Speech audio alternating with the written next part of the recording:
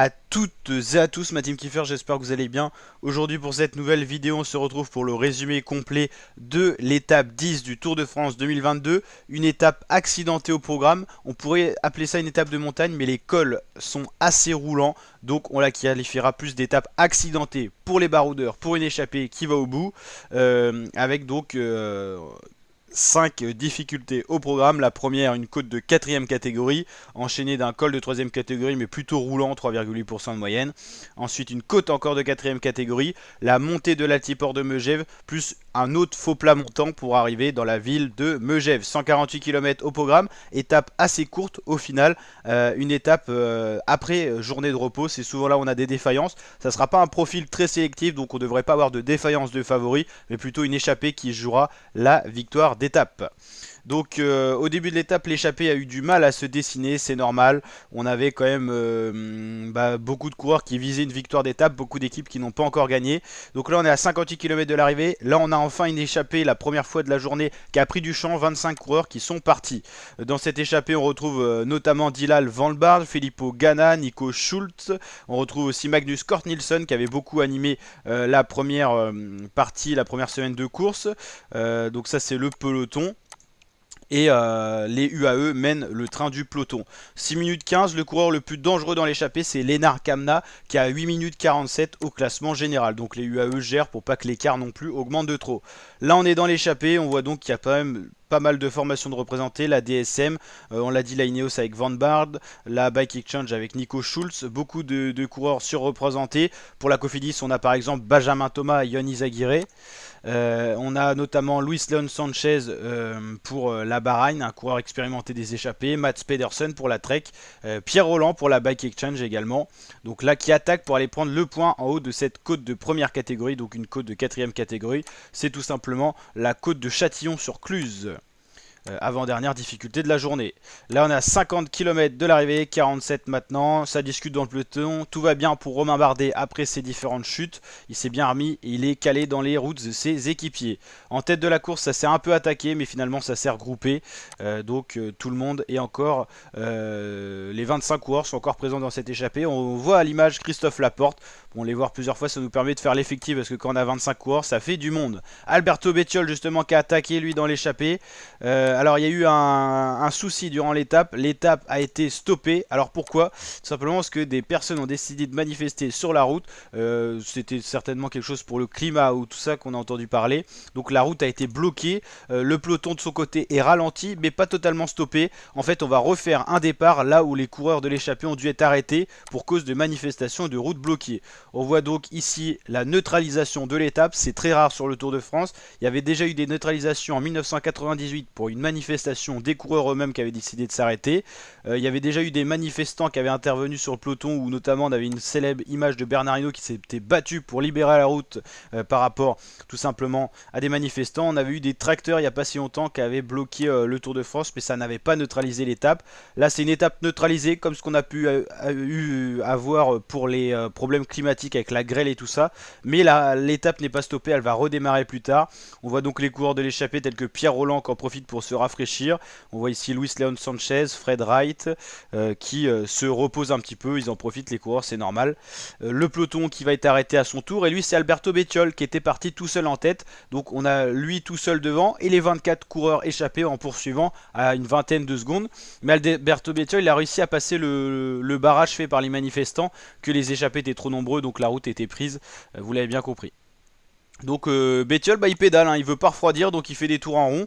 Voilà ce qui s'était passé, c'était des manifestants avec des fumigènes et Bettiol avait réussi à passer à travers mais il s'était menotté sur la route. Donc vous comprenez bien qu'une échappée n'a pas pu passer, ni d'ailleurs les voitures de la direction comme celle de Christian Prudhomme. Du coup les coureurs qui se reposent, le peloton c'est pareil à l'arrêt également, des images qu'on voit pas souvent. Là c'est Marc Soler qui prend le soleil sur le côté de la route, Christian Prudhomme dans sa voiture qui commence à voir comment on va pouvoir relancer avec les différents écarts à respecter. Voilà c'est reparti pour Alberto Bettiol, la course est relancée. Donc lui est relancé avec 15-20 secondes d'avance comme ça devait l'être quand il a été arrêté par rapport aux échappés. C'est Hugo Schetter dans l'échappée qui en profite pour partir à la chasse tout seul de Bettiol à 35 km de l'arrivée. Une difficulté encore qui arrive, c'est l'altiport de Megève. Le peloton également arrêté qui va mettre plus longtemps à repartir. On va reprendre les 7-8 minutes qu'il y avait comme écart avec l'échappée pour relancer le peloton. Van Aert qui discute à sa voiture. On voit des images assez sympathiques. Au final, ça pourrait être pire. Ça va repartir. Il n'y a pas de blessés et tout ça. Donc c'est le principal. Peter Sagan qui regarde le tour à la télé. Il voit Bettiol qui est reparti. Et ça y est, le peloton qui se relance également en course. Donc des images assez marquantes de cette étape 10 qui restera marquée dans l'histoire du tour. Donc là on a le peloton, on n'a pas l'écart peloton échappé, ça y est, ça vient de revenir. 9 minutes d'avance pour l'homme qui est parti tout seul en tête, Alberto Bettiol, mais qui a déjà reperdu du tour sur ses poursuivants, 17 secondes. Bettiol prend donc les premiers points au sprint intermédiaire qui était assez tard, on l'avait vu dans la présentation de l'étape. Christophe Laporte s'est soucié de la deuxième position, lui qui est plutôt bien classé au classement des sprinteurs. Vu qu'il est dans l'échappée, il en profite pour aller à la pêche au point. Jack Bauer, Kurt Nielsen et Jorgensen viennent compléter les 5 premières positions de ce classement. Lennart Kamna qui peut envisager le jaune, il était à 8 minutes 47 ce matin, il y a 9 minutes 16 d'écart par rapport au peloton pour l'homme de tête, donc seulement 9 minutes pour les poursuivants. Voilà le classement général virtuel à ce moment-là de la course, 19 km de l'arrivée. C'est Philippe Gilbert qui souffle à l'arrière de l'échappée. Voilà, le tempo est un peu intense pour lui qui est quand même assez âgé maintenant. Les UAE qui ont repris le tempo du peloton, il a fallu du temps pour se réorganiser. Après cet arrêt qui n'était pas prévu du tout. Voilà, donc là la tête de la course ça s'est rassemblé, on est revenu sur Bettiol, c'est Dylan Van Baarle, Lennart Kamna, Matteo Jorgensen, Benjamin Thomas, Luis Leon Sanchez qui sont dans ce groupe là. On n'a plus les 25 à ce moment là, on n'en a plus qu'une dizaine, quinzaine je dirais. On a 4,6 km du sommet, voilà, on n'a plus que ces coureurs-là dans l'échappée. Plus beaucoup de Français, seul Benjamin Thomas figure encore dans ces hommes de tête. Et c'est Luis Leon Sanchez, éternel baroudeur à 38 ans qui décide de partir seul en tête. Il est parti mais il a également Fred Wright derrière, donc il prend pas trop de gros risques. Ça part à sa poursuite et c'est Nico Schulz qui va revenir sur lui à 2 km de l'arrivée. Là celui-là qu'on voit c'est Matteo Jorgensen, on va y arriver pour la Movistar qui revient aussi. On a donc un trio qui va se regrouper en tête, un trio pour aller se jouer la victoire d'étape, peut-être plus un quatuor. Dylan Van Baarle pour la Ineos revient très fort également et va rattaquer, il va contrer directement sous la flamme rouge.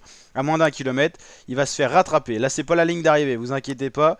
L'échappée est en train de se neutraliser. Les 4 premiers, ça permet aux poursuivants, les différents, de se rassembler tout simplement pour se jouer la victoire d'étape. Là, c'est Benjamin Thomas qui fait une grosse erreur. Il va rouler et emmener Fred Wright dans le sprint. Et c'est finalement Nico Schulz et Magnus Cort Nielsen les plus rapides au sprint et ils vont se jouer la victoire. Il va y avoir la photo finish, vous allez voir, on va pas voir qui va gagner.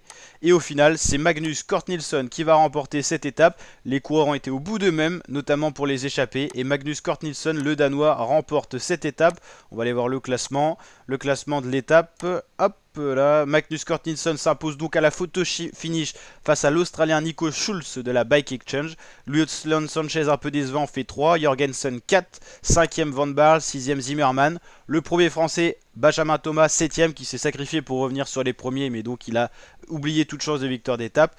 Peut-être une erreur de jeunesse. Lekne Soul, Fred Wright et Lennart Kamna pour compléter le top 10. Et le peloton est arrivé 8 minutes 54 derrière. Et donc pour 11 secondes, Tadej Pogacar garde sa tunique jaune par rapport à Lennart Kamna qui va échouer pour 11 secondes. On pourra dire qu'il a mal joué stratégiquement parlant, Lennart Kamna, parce qu'il n'a pas roulé à des moments dans l'échappée où il y avait des moments de flottement, notamment sur la fin où il a plus joué quasiment la victoire d'étape. Et donc pour 11 secondes, il échoue dans ce classement général. On est en train de charger le classement, ça met un peu de temps. On espère que ça va venir. En tout cas, voilà, pour 11 secondes, Lennart Kamna n'est pas maillot jaune. Ça aurait été la première fois de sa carrière.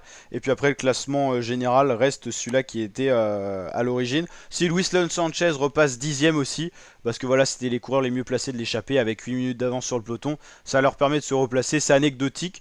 Mais Kamna, c'est un bon grimpeur. Il pourrait jouer, pourquoi pas, sa carte pour le général. Sachant que Vlasov, son leader de la Bora, n'est pas en forme. Wout van Aert, aucun souci, reste bien maillot vert. Meilleur grimpeur, c'est Simon Geschke, ça bouge pas. Meilleur jeune c'est Tadej Pogacar, meilleure équipe c'est Ineos devant Jumbo. N'hésitez pas à liker la vidéo si elle vous a plu et à vous abonner à ma chaîne YouTube pour suivre le Tour de France en intégralité sur ma chaîne. Ciao ma team et à très bientôt pour de prochaines vidéos. Ciao ciao.